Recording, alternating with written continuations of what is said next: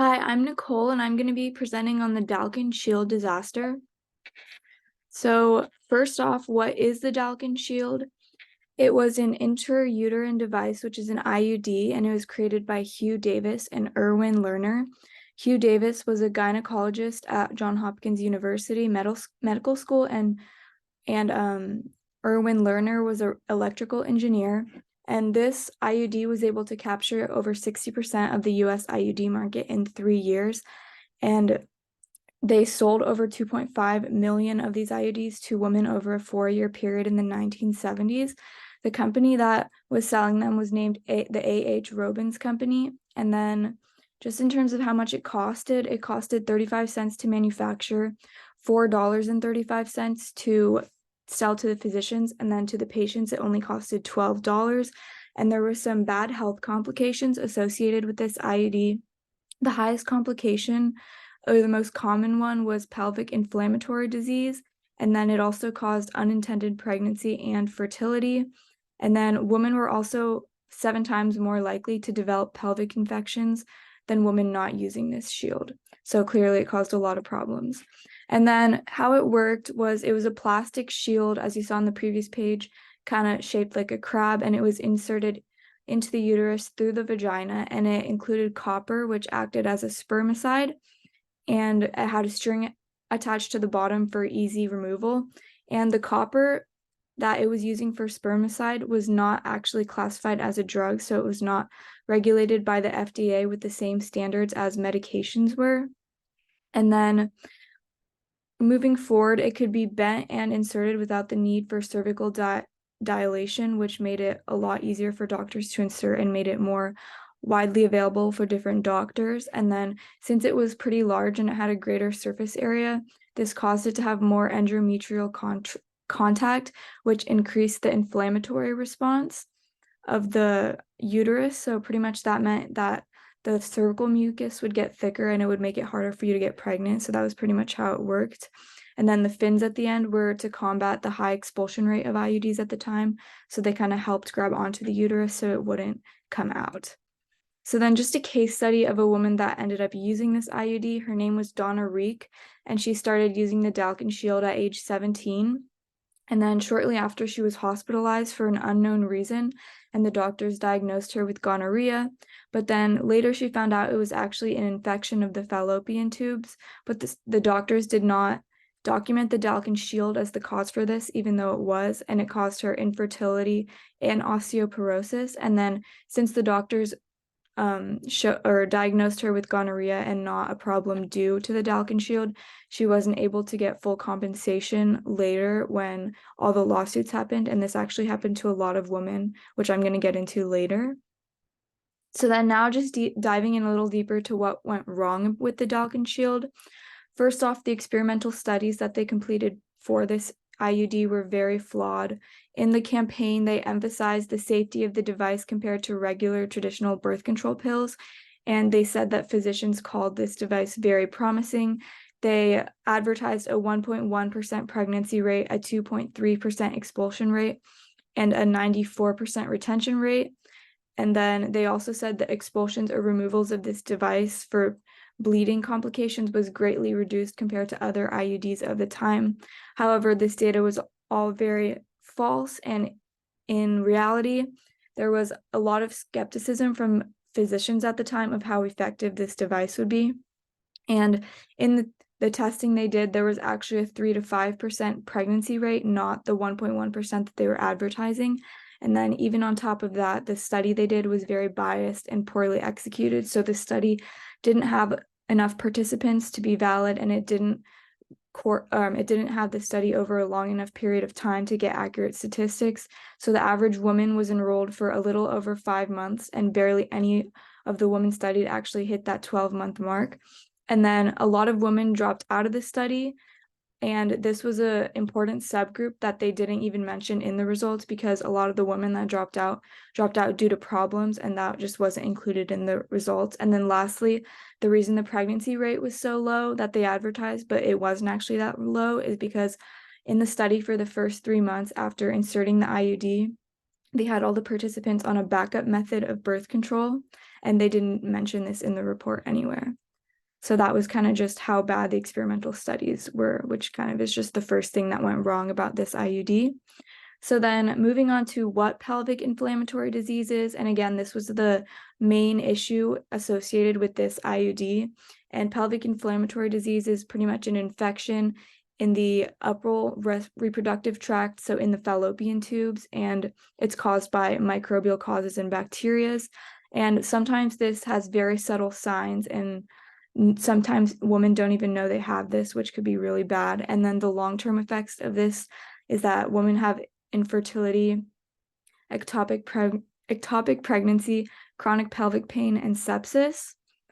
And then, so the failure points of the Dalkon Shield, I've identified 4 main points that I think why it failed. So first is the string that was connected to the shield part.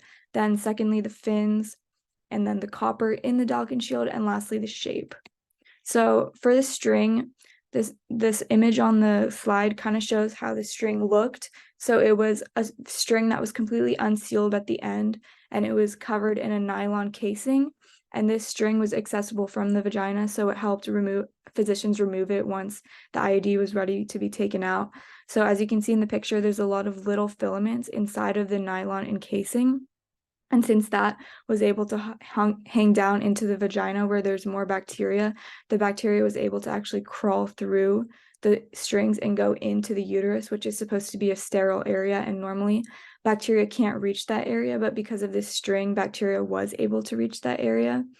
And it just created a lot of problems for the woman wearing this. And then the nylon on the outside of the string also caused another problem because the cervical mucus, which is supposed to trap all the bacteria in your reproductive system, the cervical mucus wasn't actually able to travel and trap all the pathogens since the nylon prevented it from going through. So the string, I think, was the main problem that caused that, and just mainly because of the bacteria that was able to get into the sterile uterus through this string. So then I also think this part wasn't documented anywhere, but I think copper was one of the issues that caused some women to have this problem, because they added copper sulfate into the plastic in order to increase the effectiveness, because again, copper acts as a spermicide. But since they didn't want the FDA to classify this IUD as a medication, they said the copper was only used to help imaging, and they didn't recognize the fact that the copper was actually helping against unwanted pregnancy. And then copper can also cause the migration of IUDs and bowel obstruction and perforation, which was found in a study using the more current IUDs out on the market. And then in another study, a copper IUD caused bacterial loads to increase 5.5-fold. So that, and this was on a current IUD with much more technology. So just connecting that back to the previous IUD, the Dalkon Shield, that also had copper, it probably had even more bacterial loads because of just how worse the technology was back then. And then copper also decreases the good bacteria that is in your reproductive system. So that's specifically the L. crispatus bacteria. So copper reduces that. So just adding this copper into the Dalkon Shield is kind of why I think that the copper probably, it wasn't obviously the worst thing about this Dalkon Shield, but it was one of the things that contributed to some of the failures.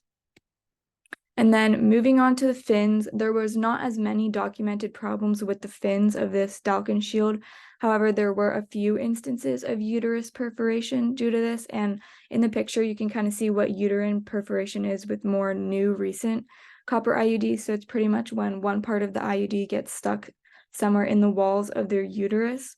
And I think that since there was copper in this IUD, it increased the likeliness of the perforation, since copper was one of the things that causes more likely IUD perforation. But since there were so many fins on this Dalkon Shield, it made it a lot more places where the shield could potentially get stuck.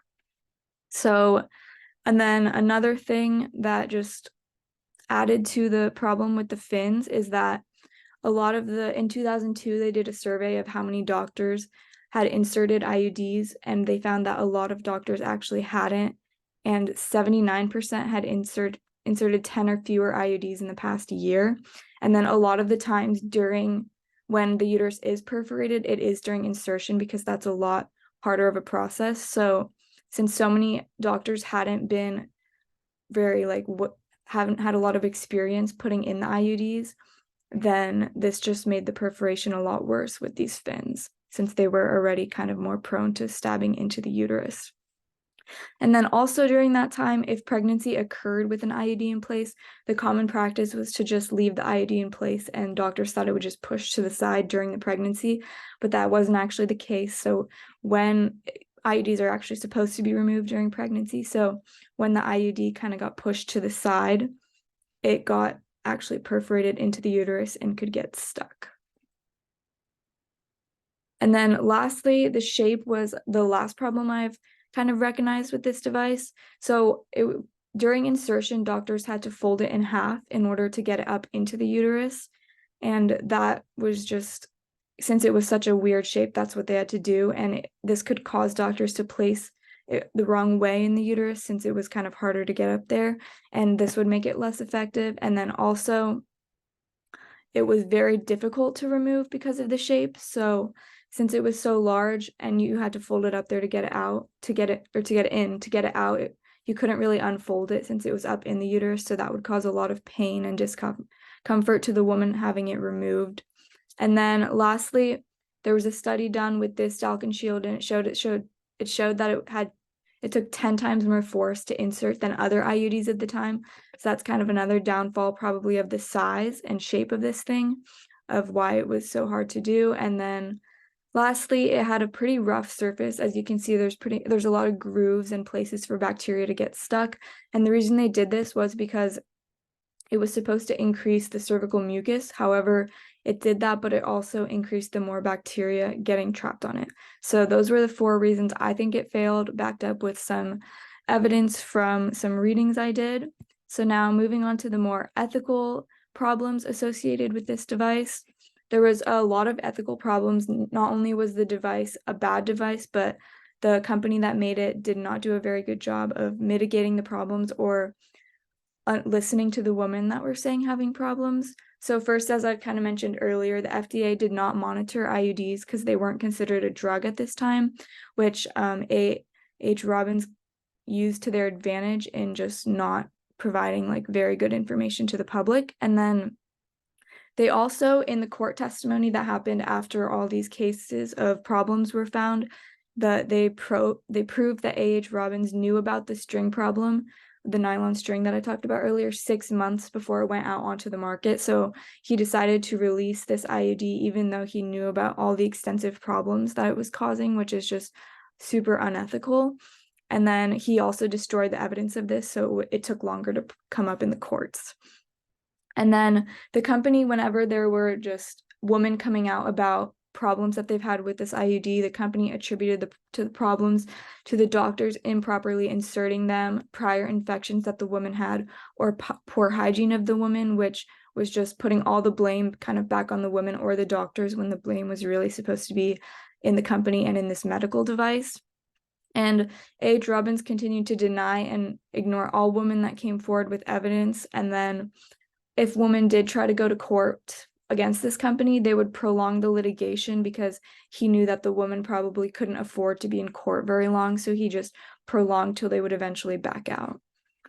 So then moving on to the fallout that happened because of this device, there ended up being 18 deaths and over 200,000 reported illnesses, and then there were over 400,000 lawsuits filed due to this device. Eventually, the A.H. Robbins company went bankrupt, but it still wasn't done with the claims, so a trust was set up to pay off the claims that they couldn't pay off once the company went bankrupt, and this trust actually closed in 2000, and there was about $3 billion paid out to the women affected by the IUDs. And then because of all the problems with this IUDs, other medical companies thought that they were too risky to put out on the market. So that actually wiped out all the IUDs from the market from 1983 to 1988. So that just completely took out one whole way of birth control for women and made it a lot harder for women to do birth control. And then it also still has affected the cost of IUDs today. So as I said earlier, the Dalkon Shield was only $12 to purchase, but now IUDs are $500 or over, and it's just probably I think it's most likely because there is still a lot of risk associated with them, and by increasing the price, it decreases the amount of people that want to get that specific IUD. And then lastly, Robbins made a big donation to University of Richmond, and they created a statue for him there actually. And there's been a lot of protests on the campus at the Robbins statue where people have painted murderer on it, and to the point where they've had to install cameras to watch this statue because so many people have been protesting just everything that happened with the Dalkon Shield. And then going a little further into the payouts that happened because of the Dalkon Shield, there was a 3-tiered system for payouts. So you could sign and just acknowledge that you were harmed, and without proof, you would get $725. And over 130,000 women chose this. And then if you were able to show proof of some injury, not necessarily related to the Dalkon Shield, but if you showed proof of injury, you could get $850 to $5,500, and 18,000 chose this choice. And then if you had medical proof of the Dalkon Shield causing injury, you could, on average, women would get $31,000 for this, but up to one woman even got up to $4 million, and $47,000 people chose this. And again, not a lot of people were able to choose this last option because a lot of women were diagnosed with STDs instead of actually being diagnosed with the problems related to this IUD. So now moving on to the connection to today, there's still a lot of IUDs with some issues out there. So right now there's a Mirena IUD, and it's being linked to the Dalkon Shield with some of the issues that it's been having. So it's also a copper IUD, and it's said to be over 99% effective, and right now has over 2 million users, but there have been cases of uterus perforation, infertility, and infections, which are all things that were also caused by the Dalkon Shield, so people are making some connections there. And then the company Bayer, who makes the Mirena IUD, has also been accused of concealing and not showing all of the risks associated with this IUD. So that's kind of a parallel to A.H. Robbins, who also hid some of the information. So then just to conclude this presentation, the main things I got from it is that women are continually discounted when voicing their concern over reproductive problems, and a lot of times doctors or even companies will not listen to them. And then really the biggest issue of this Dalkon Shield was corporate greed, because they knew the problems associated with it and still decided to go put it onto the market. So corporate greed often clouds the judgment of high-up CEOs and people of pharmaceutical companies. And then medical disasters also have the power to change FDA regulations, because in the Dalkon Shield case, IUDs were not previously monitored by the FDA, but after this disaster, the FDA started monitoring them and considering them as medical devices. And we need to learn from the disasters and not repeat them. As you can see by the Mirena IUD, it could be a repeat of the Dalkon Shield. It's not really up to the scale of that yet, but time will tell if that becomes as bad. And yeah, these are the sources I used, and thank you for listening.